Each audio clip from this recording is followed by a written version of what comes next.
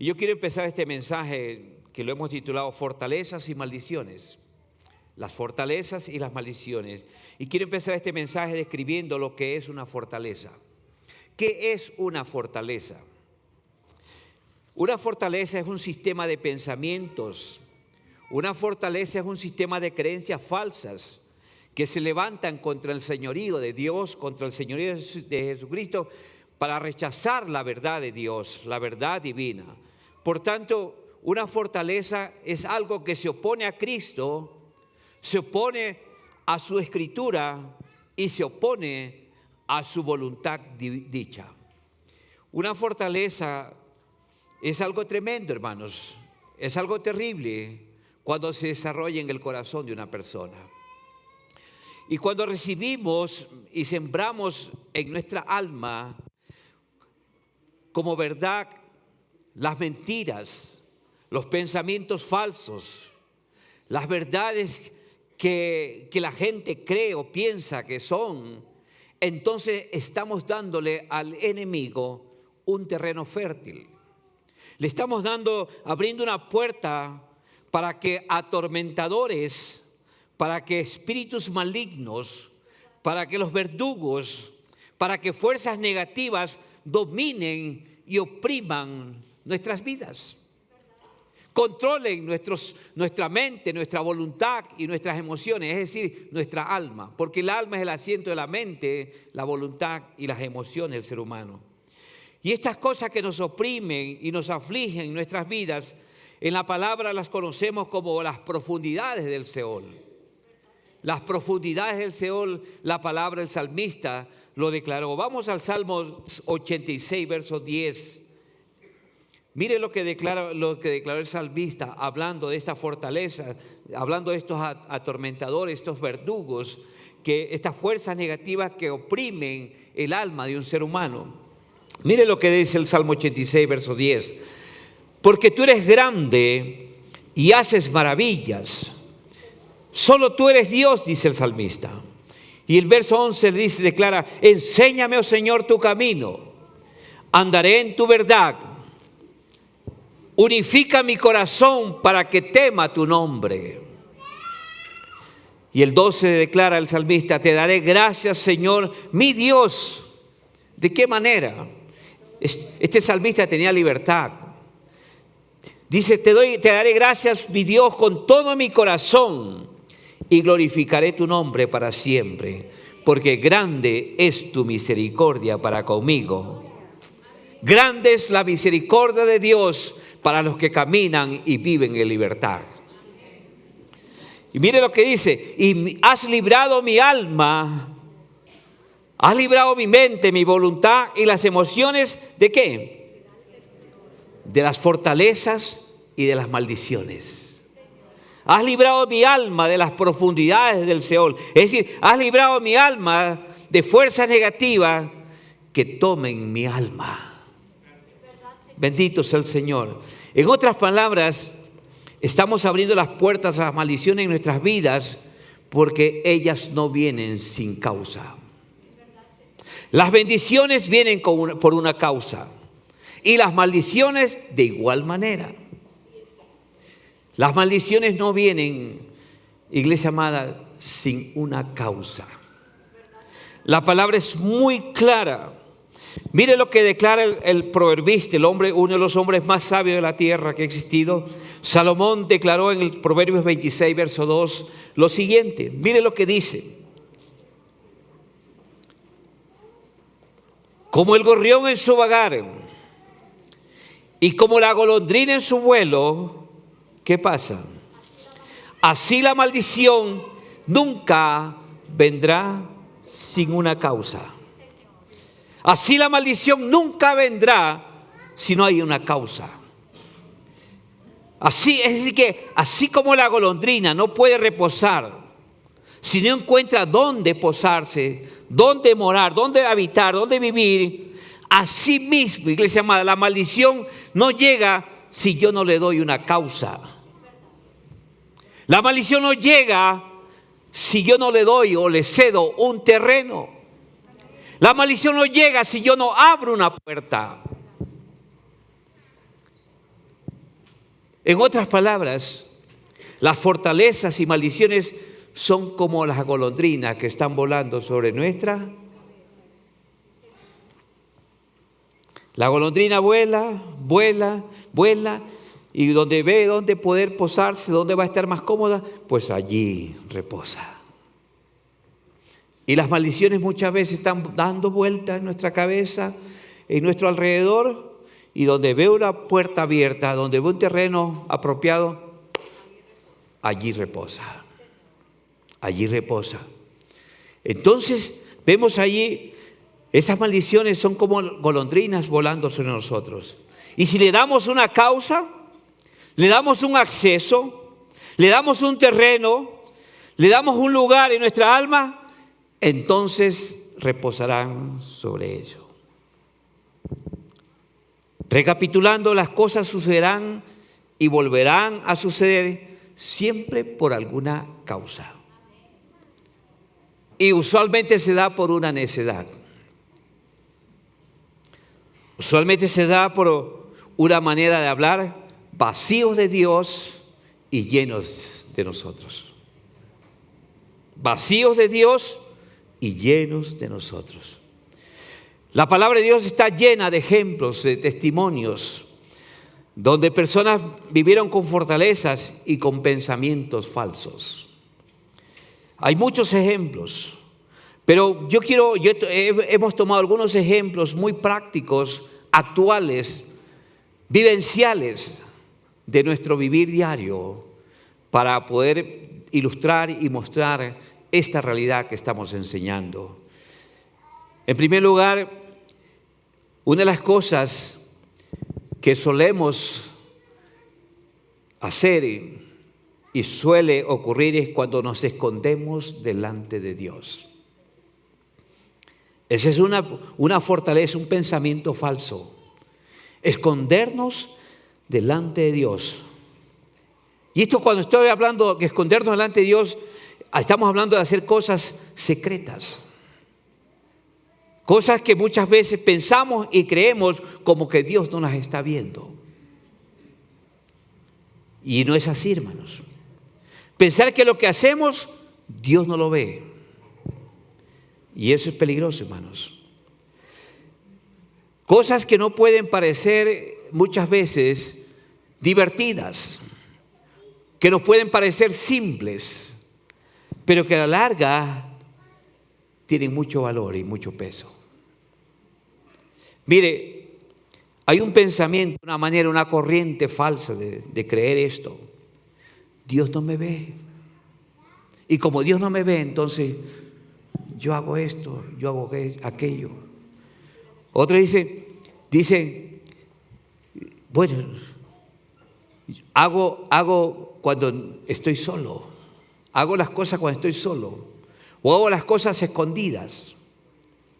Y son pensamientos falsos. Lo contrario de este pensamiento falso es la verdad. La palabra de Dios declara que no hay nada oculto delante de Dios. La palabra de Dios declara que Dios sacará nuestras cosas ocultas a la luz. Tanto así que llegará un momento que hasta tendremos vergüenza de lo que hemos hecho. Tendremos vergüenza. Jesús declaró en Marcos 4:22, mire lo que dijo: porque no hay nada oculto. Marcos 4:22, porque no hay nada oculto que no haya de ser manifiesto o haya de ser manifestado, ni escondido que no haya de salir a luz. Palabras literales de la boca de nuestro Maestro Jesús, de nuestro Señor. No hay nada oculto. Mire, Pablo dejó bien claro en 1 Corintios 14:25, dijo que todo lo oculto del corazón es manifiesto a su presencia. Todo lo oculto de nuestro corazón ante los ojos de Dios es manifestado. No hay nada oculto ante su presencia. El salmista en el Salmo 69, verso 5 dice: tú conoces mi insensatez. Mire, Tú conoces mi insensatez y mis pecados no te son ocultos. Salmo 69, verso 5. Entonces podemos ver que a la luz de la verdad no hay nada oculto ante los ojos de Dios. Entonces esa es una fortaleza, hermano, ejemplo de fortalezas, ejemplo de pensamientos falsos, que hacemos muchas veces cosas pensando y creyendo que Dios nos lo ve. Es más, dice la palabra que aún lo que hablamos un día tendremos que darle cuenta a Dios. Así lo declara la palabra, hermanos.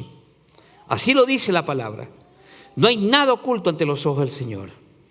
Mire, el apóstol Pablo nos dice lo siguiente. Perdón, estoy saltando. Pero ya vimos en 1 Corintios 14, 25. Pablo dijo que lo oculto de nuestro corazón es manifiesto. Entonces, ese es un ejemplo de muchas veces desarrollar ese sistema de creencias, ese sistema de pensamientos, esas fortalezas, esas ideas equivocadas de pensar. Y creemos que son así las cosas, pero la verdad de Dios nos desenmascara y nos dice la realidad de otra cosa. Ese es un ejemplo, escondernos delante de Dios. Segundo ejemplo, otra fortaleza es la libertad.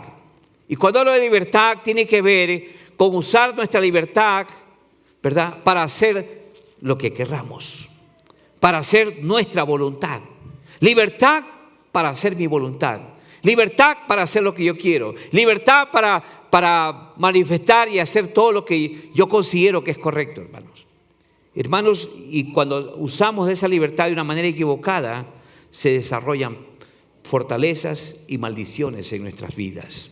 El pensamiento falso de la libertad, por ejemplo, dice, pues yo me rajo trabajando y por tanto si yo me esfuerzo trabajando, yo puedo hacer con mi dinero lo que a mí me dé la gana. Un ejemplo nada más. Entonces, usamos la libertad para hacer nuestra propia voluntad. Yo puedo hacer lo que quiero. Yo hago lo que a mí me gusta. Yo tengo libertad para hacer lo que debo. Pero vemos en la palabra, hermanos, que libertad no es hacer lo que yo quiero. Libertad no es lo que yo quiero hacer. Libertad es hacer lo que yo debo hacer. Libertad es lo que yo debo hacer. Yo le pregunto, cuando usted lee la palabra de Dios, lee la Biblia, Jesús aquí en la tierra no hizo lo que quiso. Él hizo lo que el Padre le decía que haga. La palabra de Dios, los evangelios, está lleno de ejemplos. Juan 5:30 dijo, no puedo yo hacer nada por mí mismo. Según digo, así juzgo. Y mi juicio es justo, porque no busco mi voluntad, sino la voluntad del que me envió. Mire, Juan 5:30. Juan 6:38, mire lo que declara. Porque he descendido del cielo no para hacer mi voluntad, sino para hacer la voluntad de mi Padre. Ejemplos, hermanos. Mire, el apóstol Pablo a los hermanos de Filipenses les dijo en el capítulo 2, verso 5, les digo, y nos exhorta a tener el mismo sentir. Digo, haya pues en vosotros este sentir que hubo en Cristo Jesús. ¿Cuál fue el sentir que había en Cristo? Hacer la voluntad de su Padre, cumplir los propósitos del Padre, venir a esta tierra y vivir sometido para el Padre. Él no hizo nada, absolutamente nada, hermanos, fuera de la voluntad del Padre.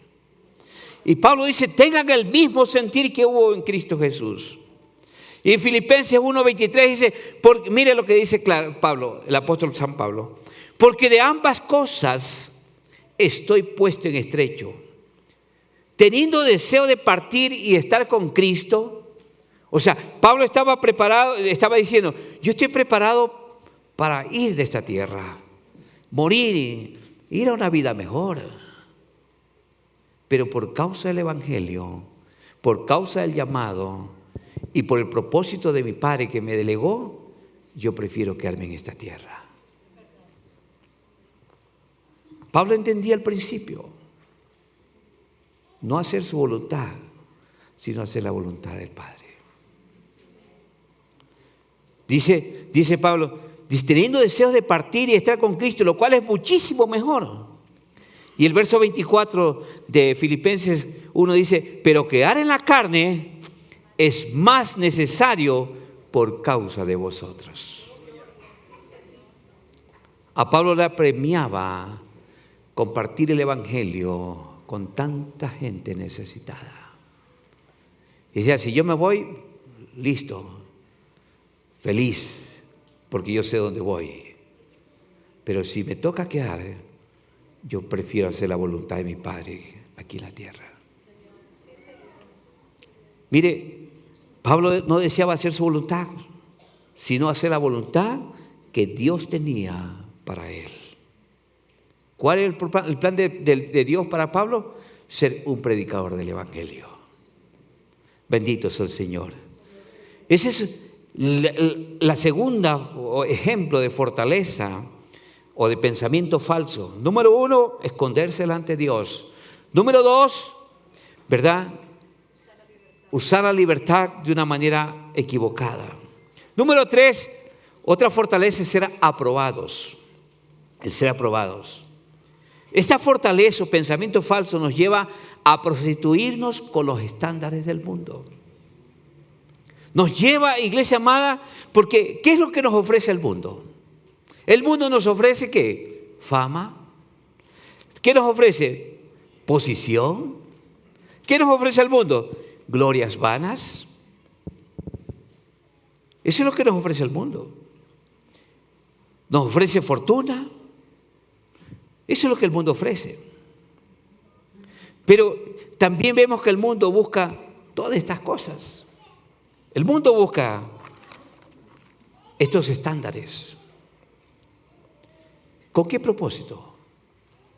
La gente que no tiene temor de Dios busca este estilo de vida para ser aprobados, para ser aceptados en medio de la sociedad. Entonces, ¿qué pasa? Cuando yo veo que en el mundo se hacen todas estas cosas y que el mundo vive según sus propios estándares, entonces yo también quiero actuar y quiero vivir y quiero hacer las cosas de la misma manera. ¿Con qué propósito? ¿Con qué motivo? De ser aprobados, de ser aceptados y que no me hagan bullying. Porque eso es común, hermanos. ¿Verdad?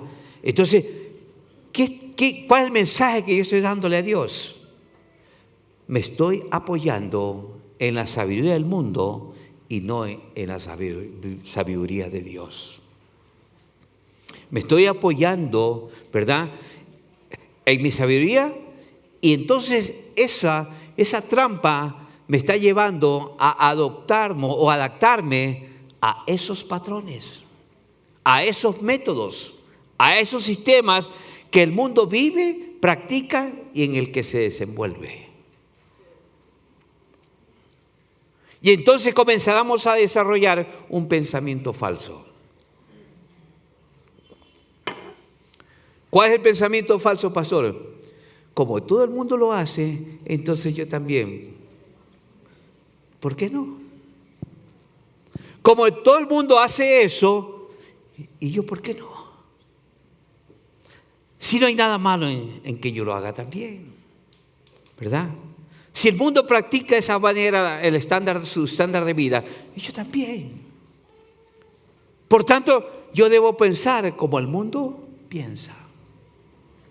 Por tanto, yo debo vestir como el mundo viste. Por tanto, yo debo pensar como el mundo piensa. Yo debo arreglarme como el mundo se arregla. Yo debo hablar como el mundo habla. Y comenzamos a adoptar esos patrones equivocados, falsos, que a la larga, hermanos, producen como la golondrina, ¿verdad? Maldición. Y hacemos tantas cosas para ser aceptados y aprobados por los sistemas del mundo. En otras palabras, tengo que actuar como ellos.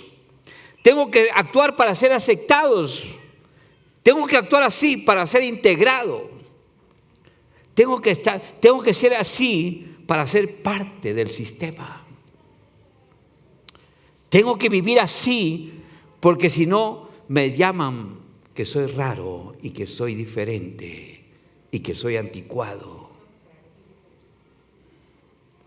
Entonces la gente comienza a pensar, ¿verdad? Y entonces, porque si no vivo así, soy rechazado por el medio y la sociedad. Soy rechazado por la cultura. Soy rechazado por los sistemas. Entonces, mire, ¿cuál es la verdad de todas estas mentiras? La verdad está en su palabra. Jeremías 17:5, ¿qué declara la palabra? Jeremías 17:5. Mire, aquí vemos que Jeremías, el trasfondo es que Jeremías estaba acusándolo a Dios de no ser fiel a él. O sea, Jeremías se sentía como que Dios no era fiel con él.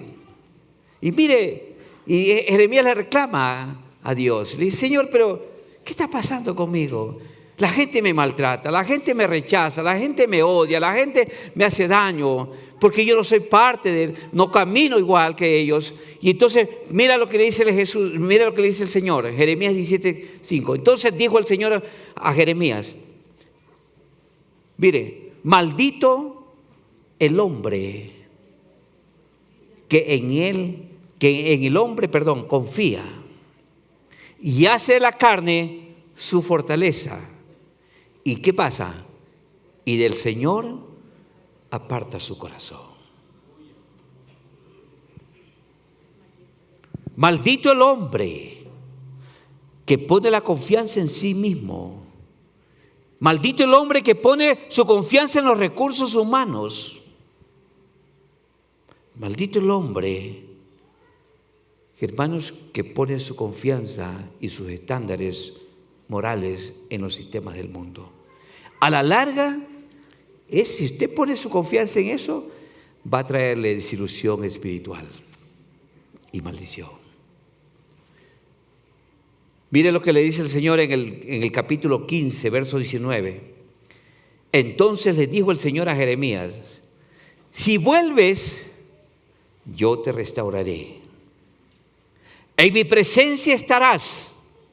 Si apartas lo precioso de lo vil, serás tú mi portavoz. Pero aquí no termina. Mire lo que le dice. Que se vuelvan ellos a ti, pero tú no te vuelvas a ellos. Que ellos se conviertan a ti, a tus patrones, a tus sistemas, a tus valores, y tú no te conviertas a los valores del mundo. El apóstol San Juan dijo en San Juan capítulo 2, 1 Juan capítulo 2, verso 15, no améis al mundo ni las cosas que están en el mundo. Porque el mundo pasa y sus deseos, pero el que hace la voluntad de Dios permanece para siempre.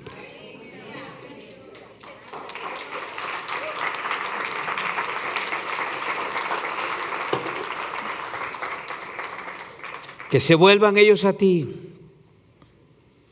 y no tú a ellos. Bendito sea el Señor. Romanos capítulo 12, verso 12, el apóstol Pablo en el Nuevo Testamento declara en una de sus cartas, dice, no imiten las conductas ni las costumbres de este mundo. Mire, más bien dejen que Dios los transforme en personas nuevas al cambiarles su manera de pensar. Al cambiarles su manera de pensar. Entonces, cuando cambien su manera de pensar, dice Pablo, aprenderán a conocer la voluntad de Dios para ustedes, porque la voluntad de Dios para ustedes es buena, es agradable y es perfecta. Romanos 12:2. Entonces, mire, son trampas que muchas veces sutilmente nos hacen caer en maldiciones. Son fortalezas que cuando usted les da cabida, anidan en su alma. Bendito es el Señor. La cuarta fortaleza, entretenimiento, la exaltación del yo. Y cuando digo esto, tiene que ver con creer que tenemos derecho a autocomplacernos y autosatisfacernos. ¿Cuál es el pensamiento de esta idea, hermano? Equivocada. Ay, pastor, yo he trabajado tanto, por tanto tengo derecho a divertirme. ¿Tengo o no tengo derecho a divertirme si ya estoy jubilado? Me he sacado el aire trabajando. Tengo derecho. Pero ¿cuál es la verdad? ¿Cuál es la verdad de Dios, iglesia amada, para derribar esta fortaleza, este pensamiento equivocado? No tenemos derechos ni reclamos. ¿Por qué? Porque somos creados por Dios. Y dice la palabra que Él es el dueño de nuestras vidas. Salmo 24, verso 1. La palabra de Dios declara: de Jehová es la tierra y su plenitud. ¿Cuál es la plenitud de la tierra? Los animalitos, ¿verdad? La casa, el carrito, la esposita, los hijos, mi dinero, todo es de Él. Así yo no lo digo yo, lo dice la palabra. Salmo 24:1, ¿qué dice?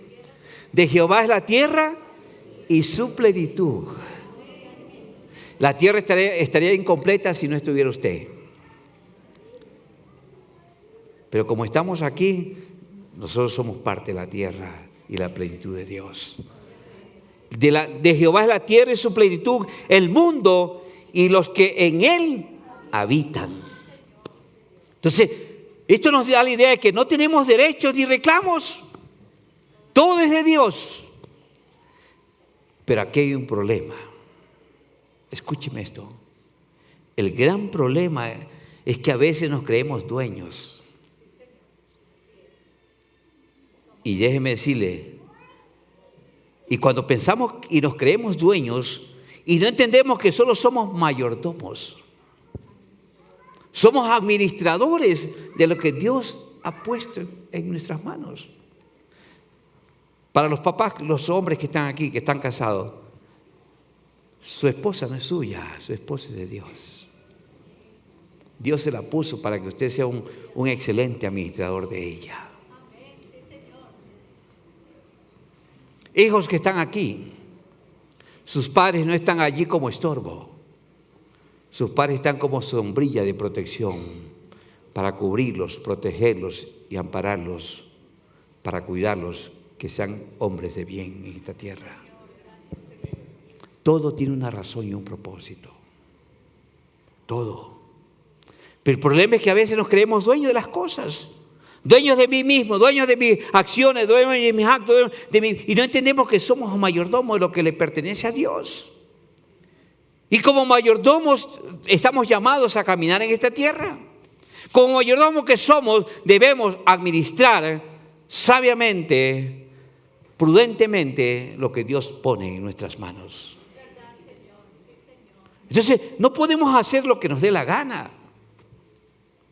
Hay parámetros, hay estándares que estamos llamados a desarrollar para vivir correctamente en esta tierra. Hermanos, debemos administrar sabiamente. Nuestra responsabilidad es desarrollar una sabia administración de lo que Dios ha puesto en nuestras manos. Hoy vamos a orar por estos ilustres elegidos de nuestra ciudad. Su responsabilidad es ser buenos administradores del Comité de Barrios de Cuenca. Lo mejor, lo excelente, para que esta ciudad camine en bienestar. Entonces, mire, hermano, cuando tomo la actitud de mayordomo y no de dueño, ¿verdad? Cuando yo tomo una actitud de responsabilidad y no de derecho, Dios mismo, como buen Señor, tendrá cuidado. ¿Cuidado de qué, pastor? Tendrá cuidado de todas mis necesidades. Tendrá cuidado de todos mis entretenimientos. Y los saciará de lo mejor. Dios nos va a bendecir. Mire, el gran problema es que a veces, hermano, ¿por qué no viene a la iglesia? Ay, que pastor, tengo que trabajar, pues usted sabe, la vida está dura. Pero ¿qué dice el Señor? 6 días trabajarás y el 7º día descansarás. 6 días trabaja, pero un día dedícalo para adorarme a mí. Pero el gran problema que cometemos es que, hermanos, pensamos y nos metemos en un afán y una ansiedad, ¿verdad? Y terminamos, ¿cómo terminamos? Enfermos. Porque lo que pudo hacer trabajando el domingo con sus fuerzas, con sus habilidades, Dios se lo puede recompensar cuando usted busca ese día para adorarlo a Él y reconocer a Él como dueño y Señor.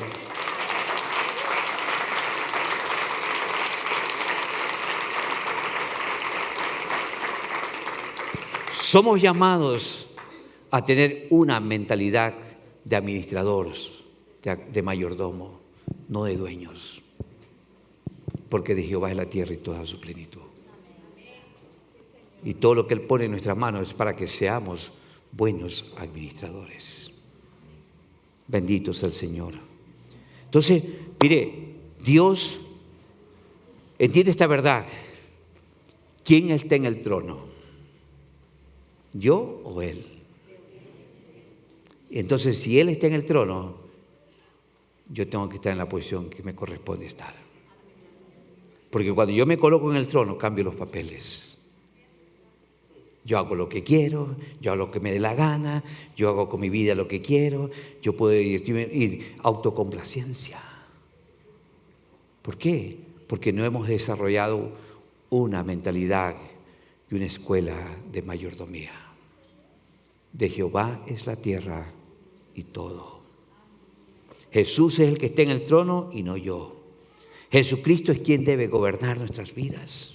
Jesús es el que debe dirigir nuestras vidas.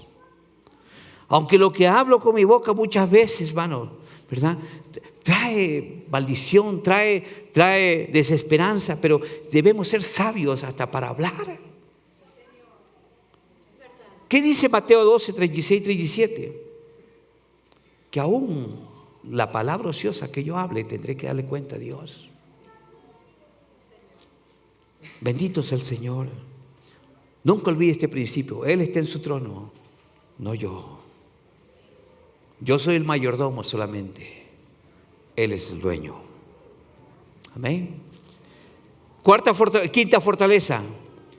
Unión en yugo desigual. Hermanos queridos, escúcheme esto. Hay tantas personas que han violado este principio. Y hermanos, los resultados, el dolor, la frustración, la decepción, la tristeza, los traumas por haber desobedecido este principio. ¿Cuántos dolores de cabeza se evitarían las personas si hacen las cosas al formato de Dios? Dios es muy claro en su palabra cuando dice, ¿verdad? Que no nos unamos en yugo desigual. Pero ¿cuál es el pensamiento falso, hermano? Y cuando estoy hablando de yugo desigual, no solamente estoy hablando de que una joven se casa con una persona que no profesa las mismas creencias, no profesa el cristianismo. No, estoy hablando en todos los campos, en todos los aspectos. Hacer un yugo, por ejemplo, hacer una sociedad con personas que usted no conoce, a la larga eso va a traer un fracaso. Un yugo desigual cuando usted hace una negociación sin el consentimiento de su familia, eso va al fracaso. Cuando usted no considera sus decisiones a su esposa, no se reúnen y en común acuerdo para tomar una decisión y hacer un proyecto, una inversión, cualquier cosa, y lo hacen en yugo desigual. O no escuchar el consejo apropiado, el consejo debido de sus personas, de sus padres, o sus mayores, o de su consejero. A la larga eso va a traer tristeza y dolor. Unirse en yugo desigual, hacer una unión, una alianza en yugo desigual, va a traer pesar y terribles dolores. El pensamiento falso de esta fortaleza es, está bien tener, por ejemplo, una relación con una persona que no es cristiana. ¿Cuál es el común denominador de esto? Pastor, es un buen chico, yo lo voy a evangelizar, yo lo voy a ganar para Dios, lo voy a traer a la iglesia, usted va a ver que va a estar aquí todos los días en la iglesia. Y cuando declara eso, queda atrapado en los dichos de su labio. Y cuando el muchacho ya se casa con ella, pensando que va a traer a la iglesia, y sucede que él se lo lleva a su iglesia. Él se la lleva a su iglesia. Que ella se convierta a ti y tú no te conviertas a ellos. Y entonces, ¿qué pasa? Se va a convertir, lo voy a convertir al Señor. Mire, el diablo lo quiso tentar a Jesús en el desierto. ¿Qué le dijo Satanás a Jesús? Si eres hijo de Dios, dile a estas piedras que se conviertan en pan. Y Jesús le dijo, no tentarás al Señor tu Dios. ¿Ves? No lo tentarás, no lo provoques. A veces somos muy ligeros para hablar. Y el hablar neciamente nos trae muchos dolores de cabeza. Entonces, hermanos, es muy importante que entendamos eso. Ahora, aquí hay dos cosas que debemos tener presente. Número uno, no debemos sugerirle, ni decirle, ni reclamarle a Dios lo que Él tiene que hacer. Lo que Él debe hacer. Entienda esto, no es Dios quien tiene que obedecernos a nosotros. Nosotros somos los que tenemos que obedecerle a Él. Si Dios dice no te unas en yugo desigual, ¿yo por qué voy a actuar de otra manera? ¿Por qué voy a hacer mi capricho? ¿Por qué voy a desobedecer un mandato de Dios? Porque si yo no desobedezco, entonces tengo que atenerme a las consecuencias. Pero si soy humilde en reconocer y obedecer lo que dice la palabra para mi bienestar, porque Dios nunca te dice algo para mal. Dios todo lo que dice en su palabra es para nuestro bien, porque sus pensamientos son de bienestar para su pueblo. Entonces, ¿qué pasa? No le podemos decir, Dios, tú tienes que hacer. Señores, mire, el mejor ejemplo es Sansón. ¿Qué pasó con Sansón? Andaba que miraba a esa chica. Y un día le dice, papá, me encanta Dalila. Tiene unos ojos preciosos, una nariz. Me quiero casar con ella. Así le dijo Sansón al papá, a los padres. Y el papá y la mamá le dijeron, hijo, pero esa chica no es de tu pueblo. Esa chica no es judía, no es hebrea, esa es filistea. Y tú no te, porque ellos conocían al principio. Y si tú no puedes unirte con esa, lo siento, papá, me gusta y con esa me quiero casar, así que consíguemela. El pobre hombre se encaprichó, el pobre chico se encaprichó con esa muchacha y mire las consecuencias. Terminó. Mire esto. ¿Qué hicieron los ojos de Sansón? La miraron, sus ojitos lo llevaron a mirar a Dalila. Y los mismos ojitos que lo llevaron a mirar lo malo fueron los que los filisteos le sacaron. La maldición no viene sin una causa. El hombre se encaprichó en Dalila, dijo, esa es la que quiero, esa es la que yo quiero, esa es la que quiero como mi esposa. Y su papá, bueno, como ya era mayor de edad, dijo, bueno, hijo, si tú quieres, pero atente a las consecuencias. ¿Cómo terminó Sansón? Léalo en la historia, en la palabra de Dios, léalo. Entonces, mire, es tan importante.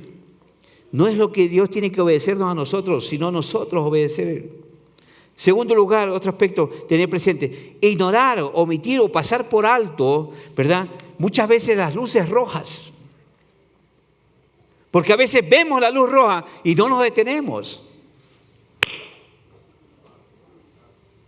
Nos vamos. Hay señales, iglesia amada, que nos advierten el peligro, el precipicio. Mas sin embargo, seguimos adelante. Y si usted se pasa una luz roja, de repente viene otra persona descuidada, ¿verdad? Entonces, muchas veces nos pasamos las advertencias, los peligros que tenemos. Y cuando hay una señal de advertencia, mire, esa señal no nos dice que el peligro está quitado, no. No nos está diciendo que el precipicio ya no está, no.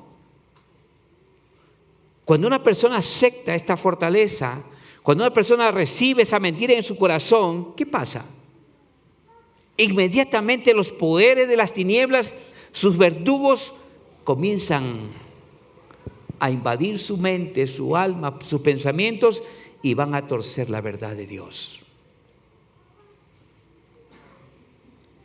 Vieja, no te cases con ese chico, no te conviene.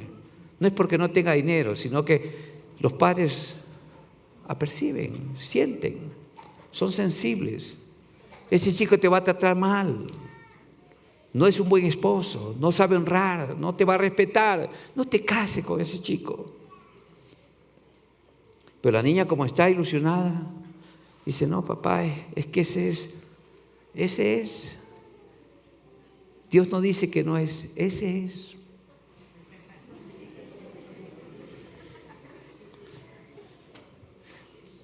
Se pone a pensar por Dios.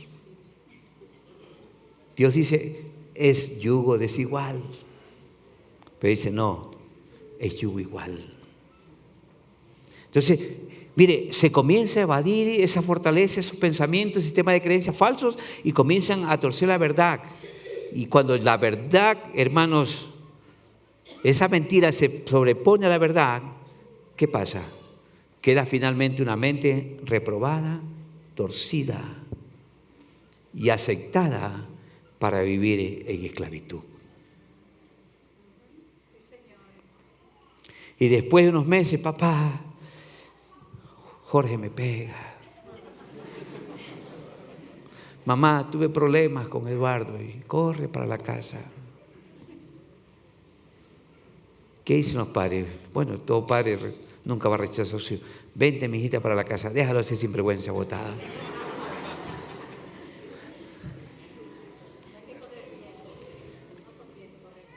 ¿Ves? Ahí están las consecuencias. Mire,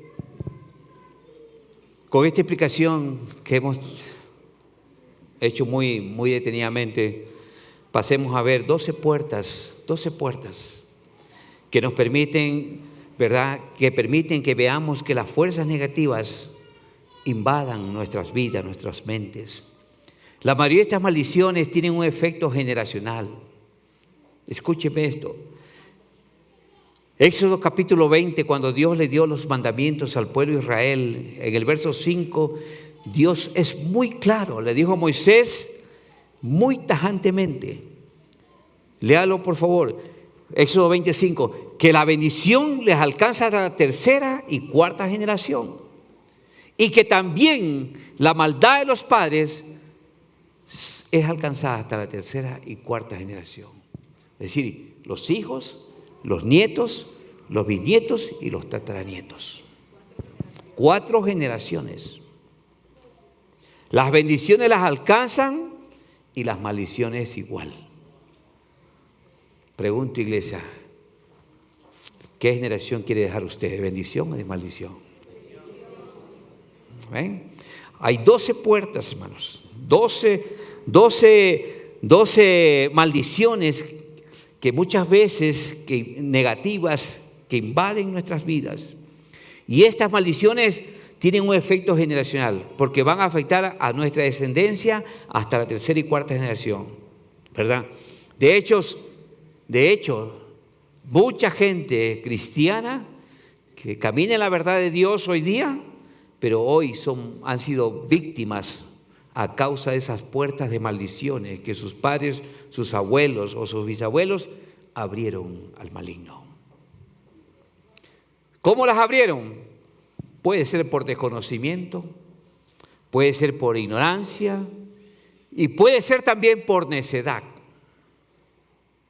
Por necedad. O puede ser también porque ellos abrieron puertas. Número 1, primera puerta, vamos rapidito. Hoy vamos a ver solamente unas 3 o 4 con las que alcancemos, porque el domingo no se pierda que vamos a continuar y al final vamos a estar ministrando todo esto, ¿ok? Número 1, desobediencia obstinada. Primera puerta. Cada vez que desobedecemos con conciencia al Señor, nos exponemos a fuerzas destructivas. Todo pecado trae destrucción. Todo pecado trae ruina. Ya sea que se haya cometido por ignorancia, se haya cometido con conciencia, pero el que es hecho conscientemente ofrece una puerta abierta a la destrucción. En otras palabras, la desobediencia con conciencia es rebeldía y es obstinación. Mire, la desobediencia con conciencia, la desobediencia con una causa, dice la palabra que es rebeldía, es obstinación. Dice la palabra que es necedad. La palabra de Dios declara que es una puerta para desarrollar un alma con fortalezas malignas. Así lo dice la palabra. Le pongo un ejemplo, 1 Samuel capítulo 15, verso 23. Dios había escogido un rey llamado Saúl para que reinara sobre Israel. Pero Saúl era una persona necia, era una persona rebelde, era un chico obstinado. El profeta Samuel le decía una cosa y él hacía otra cosa. Se le daban instrucciones divinas y él hacía lo que le daba en gana. Hasta que Dios dijo, me pesa haber puesto a Saúl como rey de Israel. Samuel, coge tu botella de aceite y anda a la casa de Isaí y unge al nuevo rey de Israel. Porque me pesa haberlo puesto a Saúl. Porque es obstinado, es necio, no quiere obedecer. Tú le das instrucciones de parte mía y él hace lo contrario. Yo creo que ese sentir es muy común en estos tiempos. Demasiada desobediencia en todos los aspectos. Pero bueno, dice el verso 23 del 1 Samuel capítulo 15, le dice Samuel a Saúl, porque la rebelión es como pecado de adivinación. Mira, la rebelión es como pecado de adivinación. O sea, está en el mismo nivel si usted va a consulta un brujo, un hechicero, siendo cristiano. Es lo mismo. Y la desobediencia es como iniquidad, idolatría. Mire.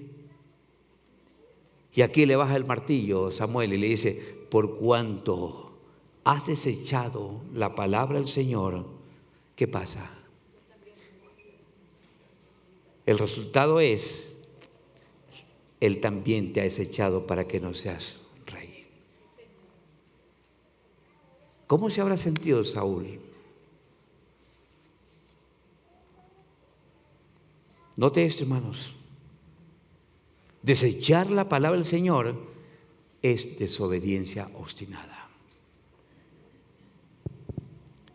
Y si caen en desobediencia obstinada, ¿qué pasa? Eso va a liberar la fuerza de tormento sobre esa vida. Lea la historia de Saúl. ¿Cómo terminó? Suicidándose. Terminó atormentado por demonios. Terminó quitándose con su propia espada la vida. Terminó consultando brujos. En lugar de ir a consultar a Dios, que lo había bendecido tanto, lo había ungido tanto, le había dado tantas bendiciones, que terminó su vida consultando brujos y hechiceros. Y muchos me dicen, ¿y fue salvo? Eso ya pregúnteselo al Señor. Pero mire cómo terminó este hombre, por una desobediencia obstinada. Y vemos aquí que Saúl, en 1 Samuel capítulo 16, versos 14 y 23, mire lo que pasa. Un demonio lo atormentaba a tal grado que no podía descansar, no podía conciliar el sueño, no podía estar quieto. Era una perturbación, una ofuscación, una convulsión en su vida, en su mente. Así terminaba Saúl. Tanto así que ese demonio lo atormentaba, no podía descansar, no podía conciliar el sueño, no podía dormir. Hermano, es también un hijo rebelde que puede traer una brujería y maldiciones a una familia. Un cristiano rebelde que permanece obstinado, ¿qué pasa? Trae maldiciones a su familia. Y un cristiano rebelde trae maldición a su iglesia.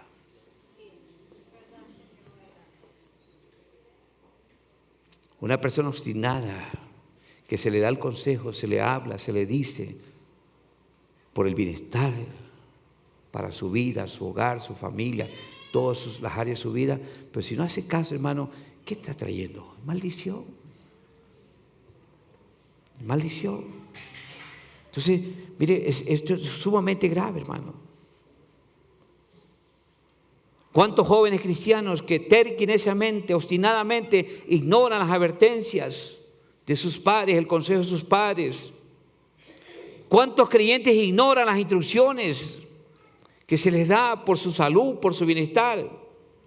Entonces, si no hacen caso, entonces esa necedad lo que hace es activar fuerzas destructoras contra sus vidas. Y aquí me quiero detener un poquito porque Centro Familiar Cristiano se identifica mucho por el trabajo en las familias. ¿Cuántas esposas se vuelven obstinadas? ¿Cuántas esposas son obstinadas en sus puntos de vista con respecto al matrimonio o en el matrimonio? Y muchas veces esas necesidades lo que llevan es a una destrucción, a un divorcio. ¿O cuántos hombres se encaprichan? ¿Cuántos hombres no saben administrar sus finanzas? ¿Cómo terminan? Destruidos. Porque, hermano, una de las causas mayores de los divorcios es por el asunto económico en el hogar, la mala administración. No tener una disciplina financiera. Y eso destruye. Entonces, ¿cuántos hombres son obstinados, necios, tercos? ¿Y qué decir de los jóvenes que muchas veces son obstinados y tercos en cuanto a sus caprichos? Y quieren que los padres les complazcan en todos sus caprichos, en todos sus deseos. ¿Y cómo terminan esos chicos? En rebeldía, destruidos, desobedientes, desleales.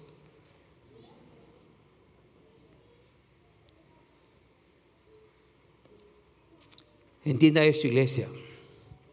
Si no permitimos que nuestra voluntad sea rendida al Señor y a Cristo, podemos incurrir en una desobediencia necia y obstinada. Y cuando esto sucede, ¿qué pasa? Le estamos abriendo puertas a las maldiciones sobre nuestras vidas, sobre nuestro hogar, sobre nuestros matrimonios, sobre nuestras finanzas, sobre nuestros hijos, sobre todo. Todo.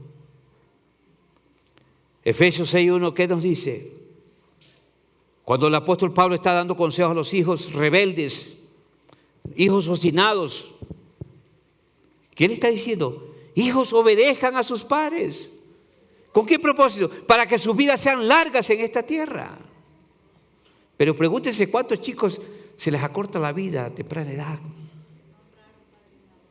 ¿Dónde está la causa, la raíz? Es porque no saben honrar. ¿Cuántos chicos pierden la vida en la calle de diferentes maneras? ¿Por qué? Porque están saliéndose del consejo divino. Aleluya. Creo que el Espíritu Santo nos está hablando a todos. Esa es una puerta, hermanos, desobediencia obstinada. La segunda puerta que se abre, esa fortaleza, es cuando no se perdona. No perdonar. La puerta número 2 es tener un espíritu no perdonador. ¿Cuántos quieren disfrutar los principios del reino? Pregunto. Yo creo que todos como iglesia, como creyentes, estamos anhelando disfrutar los principios, los beneficios de su reino. Pero para eso hay que aprender a perdonar, no de labios, de corazón. Es más, escúcheme esto, perdonar no es un sentimiento. Porque si usted se pelea con su esposo, con su esposa, ¿verdad? Hoy día, ese es un sentimiento. Porque mañana, si usted ya está cambiada su actitud, se le pasó el coraje. Entonces muchas veces nos movemos el perdón por sentimientos. Pero la palabra de Dios me dice que el perdón es un mandamiento. Es un mandamiento. ¿Y qué es un mandamiento? Que yo tengo que...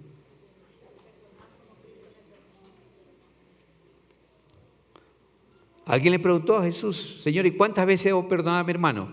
¿Qué le dijo Jesús? 70 veces 7. Hermanos, el perdón es una de las puertas que se abren para ser bendecidos. Y no perdón es una puerta que se abre para ser maldecidos.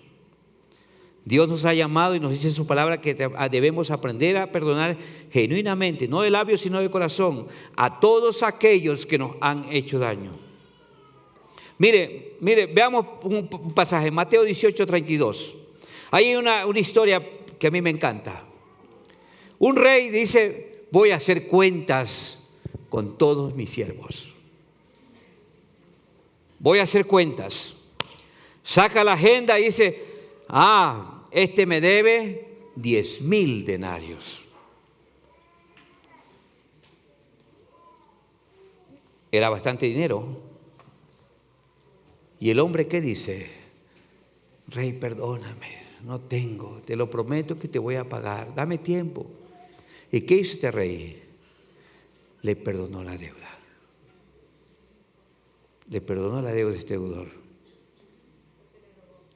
Porque le había robado. Pero este rey fue movido a misericordia y le perdonó la deuda. $10,000. Pero sucede que este señor, a quien se le había perdonado $10,000, ¿verdad? Se le había condonado esa deuda de $10,000. Había otro, un compañero de trabajo que le debía, ¿cuánto? $100. Y el tipo hizo un escándalo, hizo un berrinche, hizo un show, lo metió a la cárcel, lo golpeó, lo insultó, lo vejó, lo avergonzó delante de toda la gente. Dijo: tú me pagas porque me pagas los $100. Y alguien le fue a soplar al rey. Y le dijo: rey, da pena a este hombre porque tú le perdonaste 10,000 y él no quiere perdonar los 100. ¿Y qué dijo el rey? Tráemelo para acá. Tráelo para acá. Oye, si yo te perdoné $10,000, ¿por qué no pudiste perdonarle los $100 que te debía tu compañero? Qué tremendo, ¿no? ¿Por qué no tuviste misericordia con tu consiervo? Como también yo tuve misericordia de ti. Verso 34. Entonces, vea lo que pasa. El Señor, enojado, le entregó a los verdugos hasta que pagase todo lo que le debía. Todo lo que le debía. Por causa de su necedad, de su obstinación. Y dice el verso 35. Mire lo que dice. Así también mi Padre Celestial, ¿está leyendo conmigo? Así también mi Padre Celestial hará con vosotros si no perdonáis de todo corazón a cada uno de sus hermanos sus ofensas. No dice de labios, no dice por conveniencia, no dice para que salgas de la crisis, sino de corazón. De acuerdo con esto, el que no perdona genuinamente, entonces significa que no ha comprendido la magnitud de su propia deuda. Repito, si usted no entiende, hermanos, si usted no perdona genuinamente, es porque usted no ha comprendido la magnitud de su deuda. ¿Cuál era la deuda que yo tenía con Dios? Nuestro destino era el infierno, condenación eterna. Mas sin embargo vino uno y pagó nuestra deuda. Vino Cristo a la cruz, entregó su vida para que todo aquel que en él cree no se pierda, mas tenga vida eterna. Porque no envió Dios a su Hijo al mundo para condenar al mundo, sino para que el mundo salga de sus deudas por él.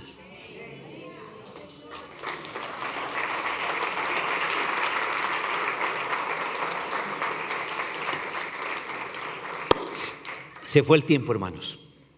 Entonces vemos allí, hermanos, que un espíritu perdonador es aquel que, aunque no le pidan perdón, está dispuesto y presto a perdonar inmediatamente.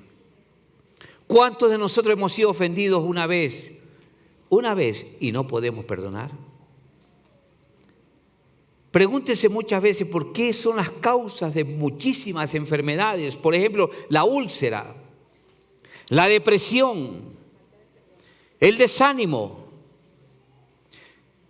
bajas defensas en el organismo, problemas de la piel, problemas financieros. Pregúntese por qué. Porque no se ha desatado perdón genuino. Mire, el no perdonar nos hace presos de cárceles, en donde los verdugos tienen todo el derecho legal de atormentarnos hasta que no perdonemos. Significa entonces, nosotros somos quienes abrimos las puertas a las maldiciones. Y nosotros somos los que abrimos las puertas a las bendiciones. ¿Cuántos dicen amén? Somos nosotros, hermanos, que abrimos las puertas a la libertad para que nuestra alma, nuestra mente, nuestra voluntad y nuestras emociones vivan tranquilas. Pero somos nosotros los que cerramos las puertas para que vivamos atormentados. Otra puerta es los traumas emocionales o los quebrantos del corazón. Mire, las personas con traumas emocionales en sus vidas son descritas como los quebrantados de corazón. La palabra de Dios en Lucas 4:18, Jesús dijo muy claro: el Espíritu del Señor está sobre mí, por cuanto me ha ungido para dar buenas nuevas a los pobres. Me ha enviado a sanar a los quebrantados de corazón. Cristo tiene poder para sacar y hacer libre a la gente que está atormentada. Mire, son quebrantados de corazón. ¿Quién es una persona quebrantada de corazón? Son aquellas personas que han sufrido un abuso sexual, un abandono. Mucha gente es afectada por la muerte de un familiar, por un ser querido, hermanos. ¿Cuántas veces por un accidente? Gente que ha sido abusada psicológica, física. Un divorcio trae traumas. Trae desgarre en el corazón de una persona.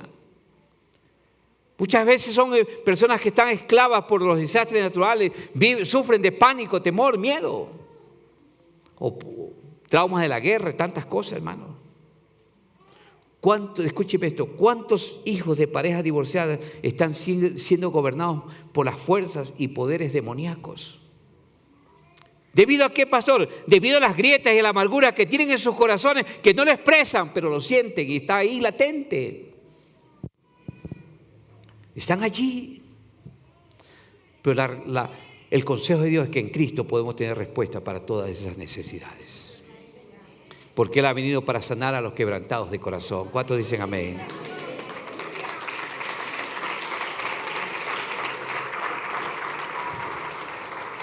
La cuarta puerta, votos equivocados y promesas a la ligera.